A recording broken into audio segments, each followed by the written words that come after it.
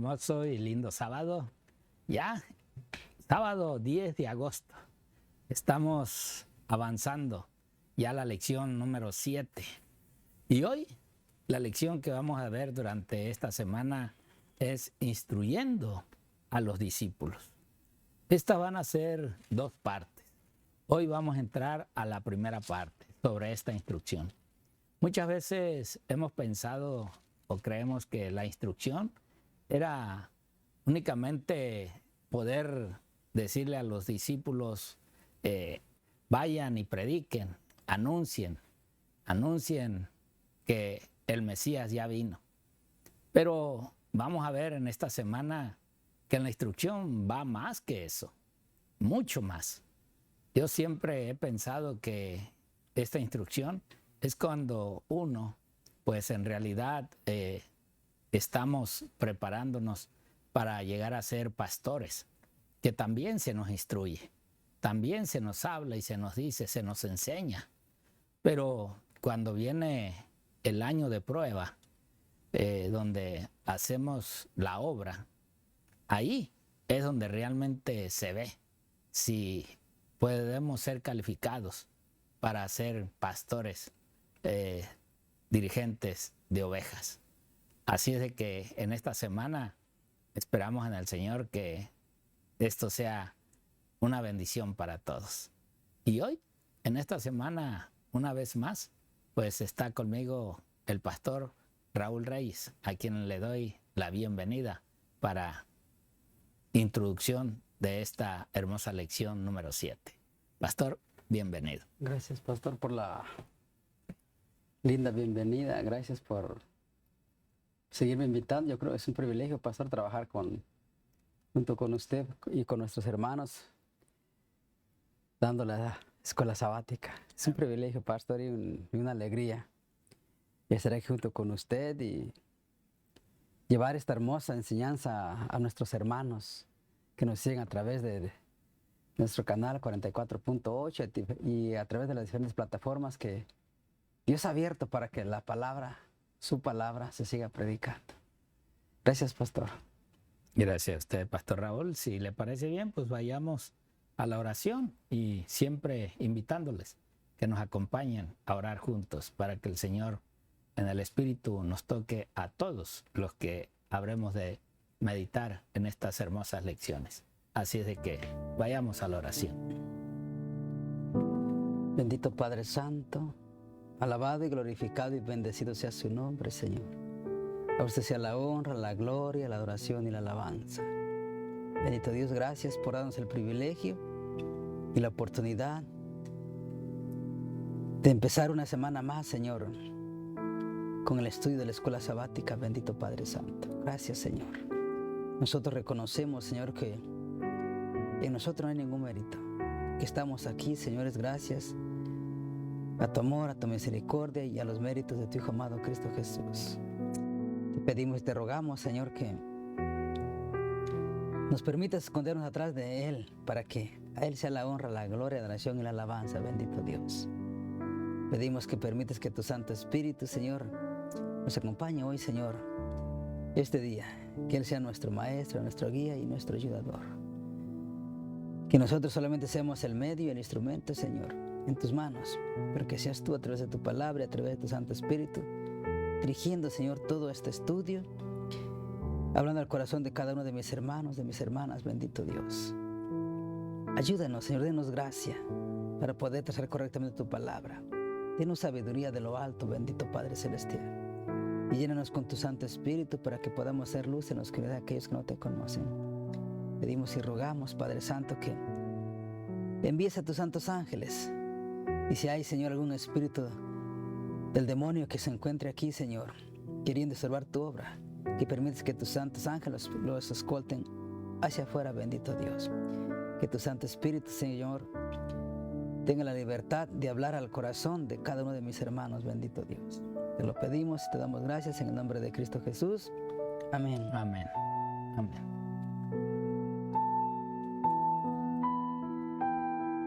Bien, pues saquen su hojita, su lapicero y anotemos para aquellos que no tienen estas hermosas lecciones y que nos ven allá por lugares muy retirados, quizás de la civilización, que escuchan estas hermosas lecciones día con día. Y bueno, la primera cita, el primer libro que tenemos es el libro de base que estamos estudiando, el libro de Marcos. Hoy vamos a ver 2 capítulos nuevamente, que es el capítulo 8 y el capítulo 9. Y en el capítulo 8, que es la primera cita que tenemos, Marcos 8, vamos a leer primeramente del versículo 22 al versículo 38, donde vamos a ver cómo Jesús habla de esas vislumbres de la cruz en la cual Él iba a entregar su vida para rescate de muchos. Así también vamos a ver el libro de Mateo, el capítulo 20 del versículo 29 al 34. Mateo 20, 29 al 34, donde veremos el último viaje que hace Jesús a Jerusalén. Allí donde iba a ser entregado, iba a ser puesto en la cruz. Y después veremos el libro de Juan. El libro de Juan, el capítulo 12, y aquí solamente nos dan el versículo 25, pero es bueno leer todo el capítulo, donde el Señor Jesús fue claro con todos ellos, y aún esas palabras nos llegan a nosotros, que nos habla acerca de aquel que busca su vida, su propia vida, busca lo suyo, y por lo tanto el que hace esto lo va a perder. Pero el que en realidad aborrezca su vida, entonces el Señor Jesús dice, la ganarán. En realidad algo que a uno como que no está muy bien, ¿verdad? ¿Cómo voy a buscar mejor la salvación de otro que buscar la mía? Pero si lo dijo el Señor es porque tiene poder y porque en realidad así debe de ser, porque el ejemplo Él lo dio. Así también vamos a ir ahora sí al libro de Marcos. Aquí sí nos indican que leamos todo el capítulo 9, donde vamos a ver esa transfiguración que hace el Señor Jesús en la presencia de 2 amigos, 2 compañeros, Moisés y Elías. Y de aquí surgen varias preguntas después de que vieron estas 3 personas ese aspecto, esos cambios del Señor Jesús. Y por último o penúltimo estaremos viendo el libro de Malaquías, el capítulo 4, versículos 5 y 6, donde vemos nosotros que ya había una profecía a través de Malaquías que iba en sí a venir Elías, pero que esto se cumplió en la persona de Juan el Bautista. Entonces, esta profecía que nos habla Malaquías nos va a llevar a entender en realidad cómo Jesús aclara esta cuestión. Asimismo, el último libro que tenemos es el libro de Lucas, el capítulo 9, versículo 30 y 31, que es la misma historia que nos cuenta Marcos en el capítulo 9, de esa transfiguración del Señor Jesús en la presencia de sus 3 discípulos, Pedro, Juan, y que, bueno, da a entender ahí lo que él había profetizado también, que iba a haber algunos que no iban a ver la muerte hasta no ver esa venida maravillosa del Señor. Así es de que, hermanos, el versículo que tenemos para memorizar, pues es un versículo en el libro de Marcos, el capítulo 8 y versículo 34. Marcos 8, 34. Ahí lo tienen ustedes en pantalla. Y dice, llamando a la gente y a sus discípulos, les dijo, si alguno quiere venir en pos de mí, dijo Jesús, niéguese a sí mismo y tome su cruz y sígame. ¿Qué palabras en realidad? ¿Qué mensaje? Y es cuestión de analizarlo, de ver en realidad qué es lo que Jesús quiso decir aquí, qué es lo que le quiso decir a sus discípulos, qué es lo que hay que negarnos, qué es lo que hay que hacer para poder seguir al Señor. Bueno, esto es lo que vamos a ver durante toda esta semana. Le voy a pasar los micrófonos a mi compañero y amigo, al pastor Raúl. Pastor Raúl, adelante. Gracias, pastor. Interesante, pastor, instruyendo a los discípulos, parte 1. Interesante cómo Dios usó cada proceso y quizás cada prueba, pastor, cada evento que nuestro Señor Jesucristo realizaba, era con el único fin de instruir a los discípulos, de que los discípulos aprendieran, de que los discípulos entendieran que Jesucristo ha venido a salvar, que dependíamos absolutamente de Cristo Jesús. Amén. Cada proceso que Dios usó y cada ilustración que Dios usó, la hizo con un propósito para instruir a los discípulos. Mientras yo estaba hablando, pastor, me recordaba cada milagro que hizo el Señor. Cada milagro que hizo el Señor lo hizo para instruir a los discípulos. Y lo hizo para que los discípulos aprendieran y para que la fe de los discípulos creciera. Interesante lo que dice pastor, la lección dice que la primera mitad de Marcos, la atención hacia quién es Jesús. Hacia quién es la mitad de Marcos. La primera mitad de Marcos dirige la atención hacia quién es Jesús. Sus poderosos milagros y enseñanzas apuntan a la misma dirección. Pero luego sigue diciendo, Él es el Mesías. Ahora en este punto crucial de la narración, Jesús preguntará a sus discípulos quién ellos creen que es. Luego vemos que Marcos mismo dará a Pedro una respuesta estruendosa a esa pregunta. Y Jesús comenzará inmediatamente a explicar su explicación a dónde lo conducirá a sus pasos como Mesías, como sabemos, a la cruz. Pero vemos que en la mitad de Marcos 8 hasta el final de Marcos 10, Jesús se enfoca en instruir a sus discípulos acerca de su derrotero, perdón. Le dice que en estos capítulos Él dará predicaciones acerca de la cruz y serán seguidas por una instrucción especial. Interesante cómo el libro de Marcos capítulo 8 nos da todas las instrucciones, pastor. Vemos que la mitad de Marcos se dirige hacia quién es Jesús. Pero la otra parte dice de sus poderosas enseñanzas y milagros que apuntan a la misma dirección. Todo se dirige a Cristo Jesús. El libro de Marcos se dirige a Cristo Jesús. Pero lo interesante, pastor, que cómo el Señor instruía a sus discípulos. Es lo que nos llama bastante poderosa la atención, cómo Dios usa todos estos milagros, usa la naturaleza. Me imaginaba, pastor, cuando iban dentro de la barca, cruzando el río, Dios los iba instruyendo. Y el Señor sabía que cada discípulo que había amado iba a tener que sufrir igual que Cristo Jesús. Y la instrucción que les dio el Señor era para que cuando viniera la prueba, su fe no faltara. 3 años duró la instrucción del Señor, ¿verdad? 3 años. 3 años y medio. 3 años y medio, pero estuvieron con el mejor maestro. No ha habido ni habrá otro maestro igual que Cristo Jesús. Y lo que capta mucho la atención, pastor, es que eran simples pescadores. Hombres toscos, hombres no letrados, pero a los pies de Cristo Jesús recibieron las mejores enseñanzas. Es decir, que estuvieron en la mejor escuela, en el mejor taller del maestro, y aprendieron todo lo que tenían que aprender en 3 años y medio.